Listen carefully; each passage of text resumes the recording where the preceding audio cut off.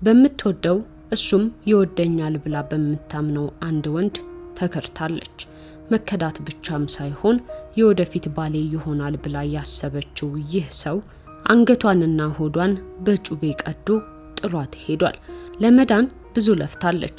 ብዙዎች ግን ያስገረማቸው ሞታለች ብሎ ጥሏት የጠፋውን ባሏን ለማስያዝ ያለፈችበት መንገድ ነው።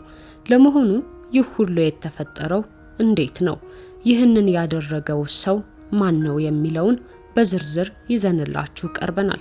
እስከ ፍጻሜው ድረስ አብራችሁን ሁኑ። ሰላም እንደምናላችሁ የሮም ቲዩብ ተከታታዮች። ሮም ቲዩብ አዳዲስና ወቅታዊ ጉዳዮችን ወደ እናንተ ይዘን የምንቀርብበት ቻናላችን ነው። አዘጋጅቼ የማቀርብላችሁ ሮማን ጌቴ ነኝ።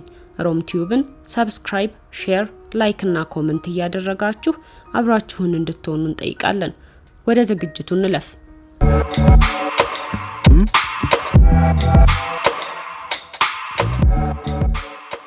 አንዳንድ ታሪኮች ሲሰሙ አሁን የተፈጠሩ ያክል የሚያሙ ናቸው። ይህች ሴት የደረሰባት ህመምም እንዲሁ ነበር። ዛሬ ድረስ ለሚሰማው ጆሮ ምቾት የሚነሳ ልብን የሚሰብርና በሰው ላይ ያለን እምነት የሚሸረሽር ነው። ነገር ግን እሷ ይህንን ሁሉ ህመም አልፋ ለፍትህ ስትል የከፈለችው መስዋዕትነት ሌላ ቀልብ የሚስብና የብዙዎችን አድናቆት እንድታገኝ ያደረገ ነው። የማይሰበር ጽናት። የገዛ ፍቅረኛዋ አቅፎ በሚያድርበት እጁ ቢላ አንስቶ ከአንገቷ እስከ ሆዷ ድረስ እንደ ጨርቅ ሲተለትላት ነፍሷን ለማዳን ብቻ ሳይሆን ፍትህን ለማግኘት ያደረገችው ተጋድሎ ካቅም በላይ ነው። የደረሰባትን አካላዊ ስቃይ ችላ ለፍትህ ስትል ከጠላቷ ጉያ ታግሳ ሜዳ ላይ ወድቃና በጎዳና ህይወት ተንከራታለች። ታሪኩ የሚጀምረው እንዲህ ነው። የቤተሰቧንና የራሷን ኑሮ ለማቅናት ደፋ ቀና በምትልበት ጊዜ ነበር እሱ ፖሊስ ሆኖ በሚያገለግልበት አካባቢ ኬላ ላይ ትውውቃቸው የጀመረው። ትውውቃቸው ግን ተራ መግባባት ብቻ አልነበረም። ነገሮች እየጠነከሩ ሄዱ። ታዲያ አንድ ቀን ጓደኛዋን ለመሸኘት ካለችበት ወደ አዲስ አበባ ትሄዳለች። እሱም ፖሊስ ሆኖ ያገለግልበት የነበረውን አካባቢና ስራውን ትቶ ወደ አዲስ አበባ ገብቶ ክለብ ላይ ማኔጀር ሆኖ መስራት ከጀመረ ሰነባብቶ ነበር። በዚህ አጋጣሚ ነበር ግንኙነታቸው ይፋ የሆነው። ተደዋውለውም እኔ መውጣት ስለማልችል ክለቡ ላይ አንቺ ስራ ጀምረሽ ብትገቢ ለመገናኘት ጥሩ ነው ብሎ እንድትገባ ያደርጋታል። ለፍቅሯ ስትል እሷም ያንኑ አደረገች። ነገር ግን ከጊዜ ብዛት እንዳይታወቅባቸው ሲለፉ የነበረው አብሮነታቸው ሁሉም ሰው አወቀው። በዛም ምክንያት ከሚሰሩበት ተባረሩ።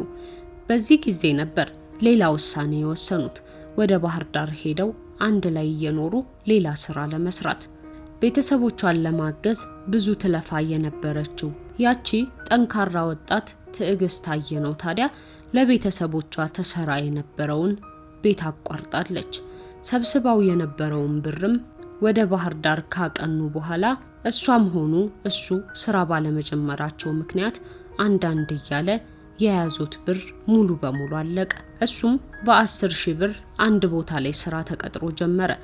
ነገር ግን የሷ ብር በማለቁ ምክንያት ከጊዜ ወደ ጊዜ ባህሪው እየተቀያየረ ይባስም ብሎ መሳደብ፣ ፊት ለፊቷ ሆኖ ሌላ ሴት ማውራት፣ አለፍ ሲልም አካላዊ ጥቃት ማድረስ፣ መምታት ጀመረ። ችግሩም የተባባሰው እዚህ ጋር ነበር። ካስጠላሁህ እንለያይ ስትለው ከኔ ከተለየሽ አጠፋሻለሁኝ የሚሉ ዛቻዎች ነበሩ። አንዳንዴ ደግሞ ሽማግሌዎችን አምጥቶ አስታርቁኝ ብሎ ያስለምናታል።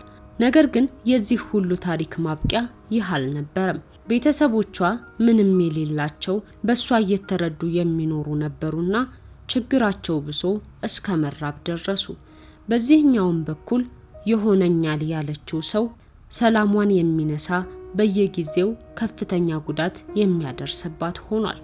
በቃኝ ብላ ሁሉን ትታ ለመሄድ በወሰነችበት ቅጽበት ግን አንድ ነገር ተፈጠረ። ሽማግሌዎች ተሰብስበው ጎረቤት ባለበት እባክሽ ብለው ለማስታረቅ ለመኗት። እሱም በመሃላቸው ነበርና ነገሮችን ማስተካከል ማብረድ እንደሚፈልግ እንዲሁም አብረን እንሁን ብሎ በሽማግሌዎች ፊት ተማጸናት። እሷ ግን የደረሰባት ጉዳት ከፍተኛ ስለነበረ በፍጹም አብሬህ መመለስ አልፈልግም ስትል ነበር ምላሽ የሰጠችው። እሱ ግን ሽማግሌዎችን ለብቻዬ ላውራት ብሎ እንዲወጡለት ካደረገ በኋላ ያልታሰበ ዘግናኝ ነገር አደረገ። እወደዋለሁ የምትለው ፍቅረኛዋ ባሌ ይሆናል ብላ ሁሉንም ትታ አብራው ስትኖር የነበረውን ያ ሰው አንገቷን አርዶ ሆድቋን ተልትሎ የተለያዩ ቦታዎችም ላይ ወግቷት እሱ ወጥቶ አመለጠ። አንዲት ሴት በዚህ ልክ በደል ሲደርስባት ያውም በምትወደው ሰው እጅ ህይወቷ ሲመሰቃቀል የሚሰማው ስብራት መገመት አይቻልም። እሷ ግን ወደ ሆስፒታል ተወስዳ ከሞት አፋፍ ተርፋ ቁስሏ በጥቂቱ ሲያገግም እሱን የምታስይዝበትን መንገድ ብቻ ነበር ስትፈልግ የነበረው።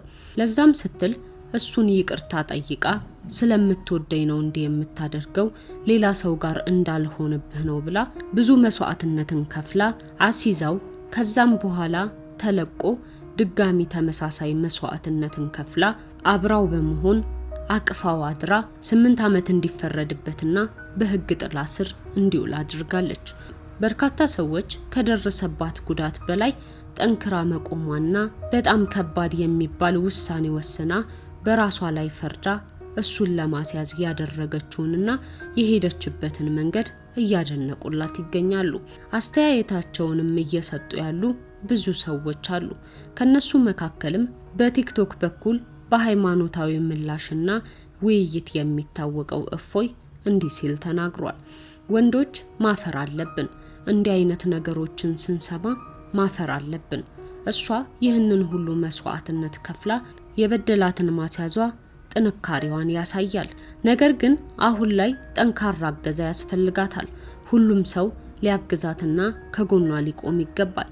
እንዲህ አይነት ነገር በሴት ላይ የምትፈጽሙ ወንዶች ግን በምድሩ ወንጀል በሰማዩ ደግሞ ትልቅ ኃጢያት ይቅር የማይባል ኃጢያት እየሰራችሁ መሆኑን ልታውቁት ይገባል ሲል መልእክቱን አስተላልፏል። በሌላ በኩል አስተያየቱን በፌስቡክ በኩል ያጋራው እሙ ጁጂ ተመስገን እንዲህ ይላል።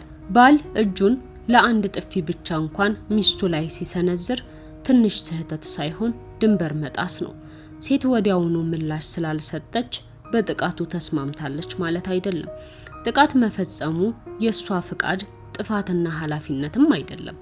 የመጀመሪያው ጥፊ ለምን ወሳኝ ነው ካልን በብዙ የጥቃት ሰለባዎች ውስጥ የመጀመሪያውን ጥፊ ሲያቀምሳት ዝም ትላለች፣ ትቆያለች፣ ትሄዳለች፣ መዘዞች ታመጣብኛለች ወዘተ የሚሉ ትንሽ ጥያቄ አጥቂው ላይ ያጭራሉ።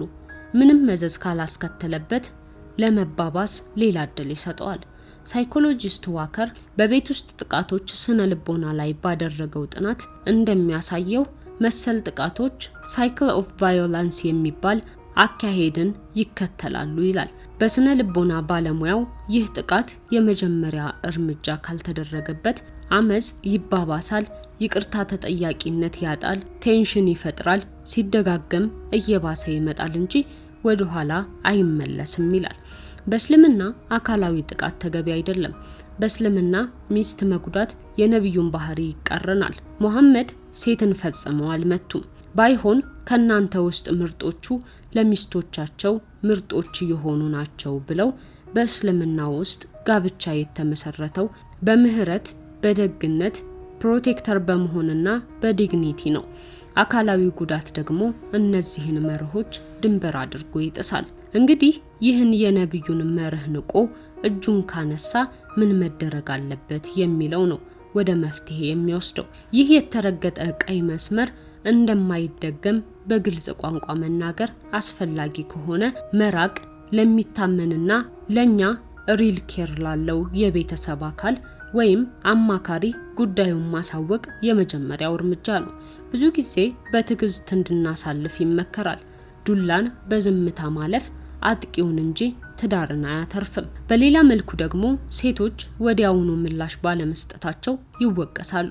ወላጆችና ወንድሞች እንኳን ልጅ እያለህ ያቆሙትን ልምጭ አንድ ማቹር የሆነ ወንድ ወይም ባል ማቹር የሆነችን ሴት ወይም ሚስት ላይ ሲሰነዝር ለመጀመሪያ ጊዜ ይደነግጣሉ፣ ይፈራሉ፣ አንድ ጊዜ ብቻ እንደሆነ ተስፋ ያደርጋሉ። ስለ ልጆች ወይም ስለ ስማቸው ተጨንቀው ይደብቃሉ። ጥቃት በሚስጥርና በፍርሃት ሲያዝ እየባሰ ይሄዳል። ሆኖም ነገሩን ያቀሰቀዘች ሴት ደካማ፣ የቆየች ሴት ጥፋተኛ ማድረጉን አቁመን ለድርጊቱ ተጠያቂ የሚሆኑት አጥቂዎቹ መሆኑን ማስረገጥ ይሻላል ሲል መልእክቱን አስተላልፏል። ለዛሬ ይዘንላችሁ የቀረብነው ይህ ነበር። ሮም ቲዩብን ሰብስክራይብ፣ ሼር፣ ላይክ እና ኮሜንት እያደረጋችሁ ቤተሰብ እንድትሆኑ እንጠይቃለን። ሐሳብ አስተያየታችሁንም በኮሜንት መስጫው ላይ አስቀምጡልን። በሌላ መረጃ እስክንገናኝ ድረስ ሰላምና ፍቅር ለሁላችሁ ይሁን።